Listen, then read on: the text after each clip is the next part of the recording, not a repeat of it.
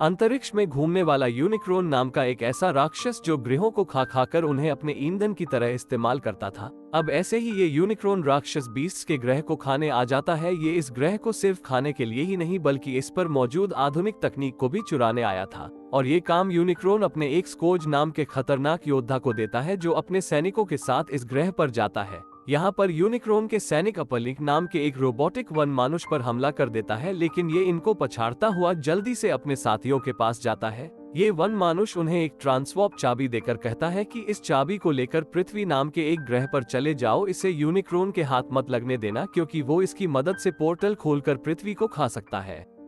फिर इन सभी के जाने के बाद यहाँ स्कोज आने लगता है और अपलिक पर हमला करके इसे जान से मार डालता है, लेकिन यूनिक्रॉन के हाथ ट्रांसवॉर्प चाबी नहीं लग पाती और वे सभी मैक्सिमल्स अंतरिक्षयान में ट्रांसवॉर्प चाबी को लेकर पोर्टल खोलकर पृथ्वी की ओर चले जाते हैं। इनके जाते ही यूनिक्रॉन इनके ग्रह को खाने लगता है। तभी दृश्य बदलता है और हमें पृथ्वी पर नोआ नाम का एक बंदा दिखता है। ये अपनी जिंदगी में नौकरी के लिए संघर्ष कर रहा था। इसने महीनों से घर का किराया तक नहीं चुकाया होता। इसका आज एक कंपनी में इंटरव्यू होता है, लेकिन जब ये वहां पर इंटरव्यू देने जाता है तो वे इसका इंटरव्यू लेने से ही मना कर देते हैं। तभी हमें एक एलिना नाम की लड़की दिखती है जो एक संग्रहालय में काम करती है। एलिना के संग्रहालय वालों को आज एक प्राचीन जगह पर खुदाई करते हुए कुछ बेशकीमती चीजें मिली थी, लेकिन इनमें से कुछ चीजें नकली थी जो एलिना ने देखते ही पहचान ली थी। ये अपने काम में काफी अच्छी होती है। तभी एलिना यहाँ पर एक बाज की मूर्ति देखती है जो इसको काफी अजीब सी लगती है। इस पर कुछ चिन्ह भी बने हुए थे। एलिना को एक कर्मचारी बताती है कि ये मूर्ति सूडान से मिली जो लगभग 5000 ईसा पूर्व की है। दूसरी ओर हम नोआ को देखते हैं। इसको एक लफंगा धन कमाने की एक गलत सलाह देता है। ये इसको एक योजना बताता है जिसके अनुसार ये एक इमारत के बेसमेंट में जाता है। यहाँ पर काफी सारी आलीशान गाड़ियां खड़ी होती है। वो लफंगा बाहर से नोआ को एक सलेटी रंग की कार को चुराने को कहता है। फिर जैसे ही नोआ उस गाड़ी में बैठता है तो ये गाड़ी खुद ही बड़ी तेजी से चलने लगती है और इमारत से बाहर रोड पर काफी तेजी से बाहर सड़क पर आ जाती है। इस लफंगे को लगता है कि ये गाड़ी नोआ चला रहा है। वही दूसरी ओर संग्रहालय में एलिना इस मूर्ति पर खोजबीन कर रही थी, लेकिन तभी अचानक ये टूट जाती है और अब हम इसके अंदर वही ट्रांसवॉर्प चाबी के आधे हिस्से को देखते हैं। ये यहाँ पर ऑप्टिमस प्राइमल ने छिपा रखी थी जो हजारों सालों पहले पृथ्वी पर आए थे। तभी दृश्य बदलकर नोआ दिखता है। ये गाड़ी को खुद ही चलता देख घबराया हुआ था। तभी इतने में नोआ के पीछे पुलिस भी पड़ जाती है, लेकिन ये गाड़ी इनको चकमा देते हुए एक सुनसान जगह पर आ जाती है। ये गाड़ी और कोई नहीं बल्कि ट्रांसफॉर्मर मिराज होता है। इसको देख नोआ के होश ही उड़ जाते हैं। तभी यहाँ पर मिराज के साथी यानी सभी ट्रांसफॉर्मर्स आने लगते हैं। ये देखने में तो आम वाहन की तरह लग रहे थे, लेकिन असल में ये आधुनिक फौलादी रोबोट होते हैं और इनके कप्तान का नाम ऑप्टिमस प्राइम होता है। ये इनमें सबसे बड़ा और शक्तिशाली था। ऑप्टिमस प्राइम मिराज को डांट लगाते हुए कहता है कि तुम्हें अपने साथ एक इंसान को नहीं लाना चाहिए था। ये हमारे साथ विश्वासघात भी कर सकते हैं। तभी यहाँ पर आर्की नाम की ऑटोबोट कहती है कि मुझे ट्रांसवॉर्प चाबी का सिग्नल मिला था और वो अभी संग्रहालय में है। अगर ट्रांसवॉर्प चाबी हमें मिल गई तो हम उससे पोर्टल खोलकर अपने घर जा सकते हैं। ये सुनकर मिराज को एक कमाल का विचार आता है। ये अपने साथ कूड़े वाले ट्रक में नोआ को बैठाकर संग्रहालय के पास ले आता है। फिर जैसे ही नोआ संग्रहालय के अंदर घुसता है तो एलिना इसे देखकर डर सी जाती है। अब तक एलिना को पता चल चुका था कि ये बंदा यहाँ ट्रांसवॉर्प चाबी चुराने आया है। तभी इतने में ही यहाँ स्कोज भी आ जाता है क्योंकि इसे भी चाबी के सिग्नल मिल गए थे। ये इस संग्रहालय पर हमला कर देता है, लेकिन तभी यहाँ पर ट्रांसफॉर्मर्स आ जाते हैं। ये यहाँ पर बहादुरी से स्कोज और इसके साथियों का सामना करने लगते हैं, लेकिन ट्रांसफॉर्मर्स पर ये सभी भारी पड़ रहे थे। तभी स्कोज बम्बलबी का ट्रांसफॉर्म चिन्ह उतार लेता है, जिससे बम्बलबी को ऊर्जा न मिलने के कारण ये बंद हो जाता है और इधर नोआ के हाथ से ये ट्रांसवॉर्प चाबी गिर जाती है जिसको स्कोज की साथी उठा लेती है। तभी यहाँ पर मैक्सिमल एराजोर आ जाती है, लेकिन अब स्कोज को चाबी मिल चुकी थी, इसलिए ये इसे लेकर यहाँ से निकल जाता है। फिर एराजोर इन सभी को अपना परिचय देते हुए कहती है कि अगर स्कोज को चाबी का दूसरा हिस्सा भी मिल गया तो उसका मालिक यूनिक्रॉन पोर्टल से आकर इस पृथ्वी को तबाह कर सकता है, लेकिन मैं ये नहीं जानती कि चाबी का दूसरा हिस्सा कहाँ पर है। तभी एलिना बताती है कि मुझे उस मूर्ति की खोजबीन करते समय पता चल गया था। मूर्ति के ऊपर मौजूद जो निशान थे वे पेरू में मौजूद इनका के सूर्य मंदिर में भी पाए गए थे, इसलिए चाबी का दूसरा हिस्सा वहां पर हो सकता है। तभी आर्की बोलती है कि अगर एलिना दूसरी चाबी के हिस्से का पता लगा सकती है तो स्कोज भी आसानी से लगा लेगा, इसलिए हमें उससे पहले वहां पहुंचना होगा।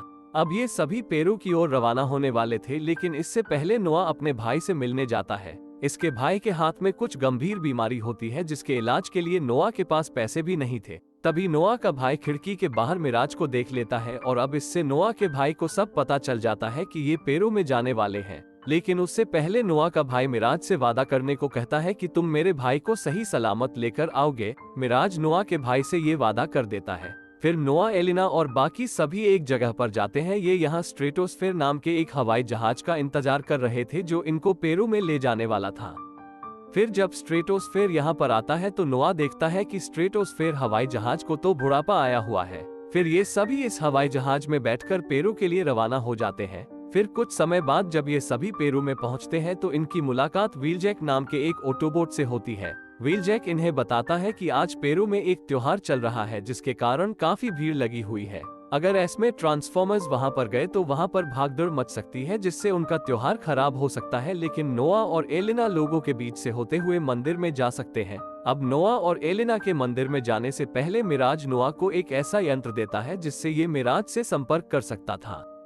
फिर नोआ और एलिना त्योहार में लोगों के बीच से होते हुए बड़ी आसानी से मंदिर के अंदर पहुंच जाते हैं। यहाँ पर एलिना को मैक्सिमल्स का चिन्ह लगा मिलता है। एलिना को लगा कि इसको घुमाने पर कुछ होगा और होता भी कुछ ऐसा ही है। चिन्ह के घूमते ही ये जमीन अपनी जगह से हट जाती है और फिर नोआ और एलिना इस सुरंग के अंदर जाते हैं। इस सुरंग के अंदर इनको एक बड़ी सी गुफा मिलती है जिसमें इन्हें एक मंदिर मिलता है। ये इस मंदिर के अंदर जाते हैं। यहाँ पर इनको एक बक्सा मिलता है जिसके ऊपर भी कुछ अजीब से चिन्ह बने हुए थे। फिर जब ये दोनों मिलकर इस बक्से को खोलते हैं तो इनके होश ही उड़ जाते हैं क्योंकि इसके अंदर से ट्रांसवॉर्प चाबी का दूसरा हिस्सा था ही नहीं। दूसरी तरफ स्कोज अब तक अपने साथियों के साथ पेरू में आ चुका था। इसको पता चल गया था कि एलिना और नोआ मंदिर की गुफा के अंदर है, इसलिए स्कोज अपने एक रोबोट को चाबी लेने भेजता है। इधर नोआ को गुफा के अंदर कुछ हलचल सुनाई देती है और तभी अचानक स्कोज का रोबोट आकर इन पर हमला करने की कोशिश करता है। तभी नोआ की आवाज सुनकर सभी ट्रांसफॉर्मर्स तेजी से नोआ की तरफ आने लगते हैं।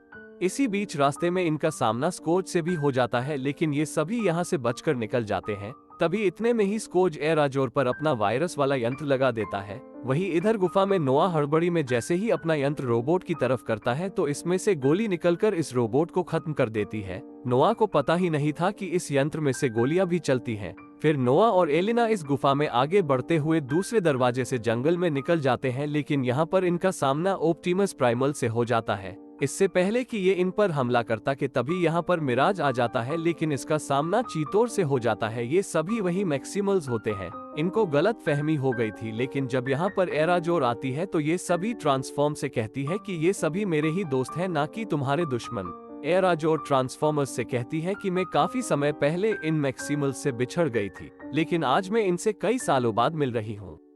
यहाँ पर सभी मैक्सिमल्स की गलत फहमी दूर हो जाती है। ऑप्टिमस प्राइमल इनसे कहता है कि हम पृथ्वी को यूनिक्रॉन का शिकार नहीं बनने देंगे, चाहे हमें इसकी कितनी ही बड़ी कीमत क्यों न चुकानी पड़े। फिर ये सभी ट्रांसफॉर्मर्स ऑप्टिमस प्राइमल के पीछे पीछे एक कबीले में आते हैं। ये सभी बीस्ट इस कबीले में सदियों से रहते आ रहे थे। तभी ये सभी देखते हैं कि ट्रांसवॉर्प चाबी तो इन कबीले वालों के पास है। कुछ देर बाद यहाँ पर स्ट्रेटोस्फेयर आ जाता है। ये बम्बलबी को लेकर आया था।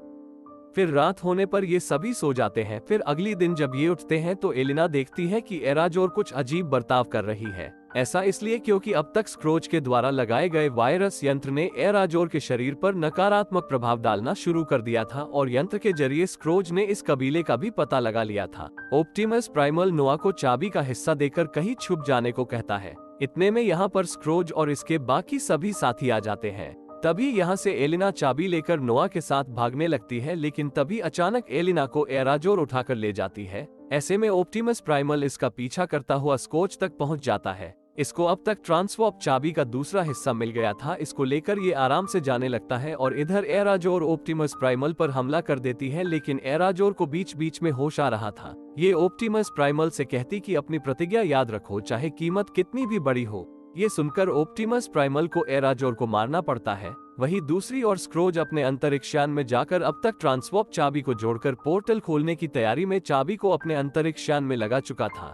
इधर ऑप्टिमस प्राइमल सभी से कहता है कि अब पोर्टल को खोलने से रोकने के लिए एक तरीका बचा है, एक एक्सेस चिन्ह चाहिए होगा। उनको भी चाबी की तरह 2 हिस्सों में बांटा गया था। तभी यहाँ एलिना को समझ आ जाता है कि बाज की मूर्ति पर चिन्ह और मंदिर में मौजूद बक्से पर जो चिन्ह थे उनको जोड़कर ही एक्सेस चिन्ह बनता है। एलिना ने उन एक्सेस चिन्ह को पहले ही अपनी किताब में बना लिया था। ऑप्टिमस प्राइमल नोआ और एलिना को अंतरिक्ष यान तक जाने की सुरंग बताता है। उन सुरंगों में सिर्फ इंसान ही जा सकते थे। फिर नोआ और एलिना को मिराज एक सुरंग दिखाता है जिसमें ये दोनों घुसकर चाबी की ओर जाने लगते हैं। तो वहीं मिराज मैक्सिम्स और ट्रांसफॉर्मर्स के साथ यूनिक्रॉन की सेना का ध्यान भटकाने लगता है। इधर सुरंग में जाते समय स्क्रोज नोआ को पकड़ लेता है, लेकिन इसे पता नहीं था कि सुरंग में एलिना भी है। स्क्रोज नोआ पर हमला कर देता है, लेकिन मिराज बीच में आकर नोआ की जान बचा लेता है।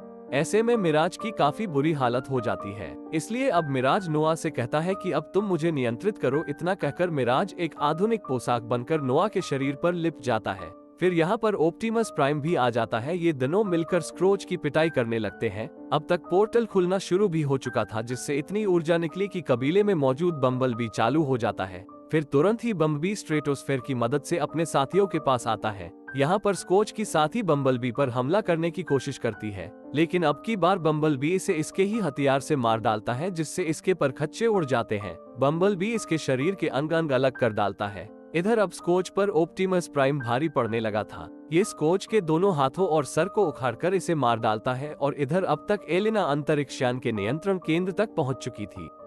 ये यहाँ पर कंट्रोल पैनल में एक्सेस चिन्ह डाल देती है, जिसके तुरंत बाद ही पोर्टल वापस बंद होने लगता है और पोर्टल के अंदर यूनिक्रॉन की सारी सेना खिंचने लगती है। फिर पोर्टल के बंद होने पर यूनिक्रॉन नाकाम हो जाता है। लेकिन इधर अब ये सभी लोग अब ट्रांसवॉर्प चाबी को गवा चुके थे। ये सभी लोग वापस अपने घर आ जाते हैं और जैसे ही सेना की खुफिया संस्था को नोआ के इस काम का पता चलता है, तो वे लोग नोआ जैसे बहादुर बंदे को खुफिया संस्था में नौकरी दे देते हैं। यानी अब नोआ अपने देश की खुफिया संस्था में काम करने वाला है और अब नोआ अपने भाई का इलाज भी करा सकता था। और इसी के साथ ये मूवी यहीं पर ही समाप्त हो जाती है।